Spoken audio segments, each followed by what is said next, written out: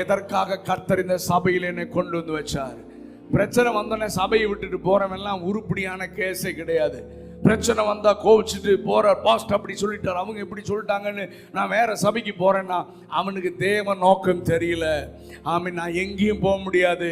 ஏன்னா என்ன நாட்டி வைத்திருக்கிறது கர்த்தர். இந்த தோட்டத்திலே கர்த்தர் என்னை, பழைய பாட்டு ஒன்று இருக்கு, எத்தனை பேருக்கு தெரியும்? கர்த்தர் நாட்டின தோட்டத்திலே கடைசி வரை நீயும் கனி கொடுப்பாய், விளைந்த பலனை அறுப்பாரில்லை, விளைவின் நற்பலன் வாடிடுதே, அறுவடை மிகுதி ஆளோ இல்லை, அந்தோ மனிதர் அழிக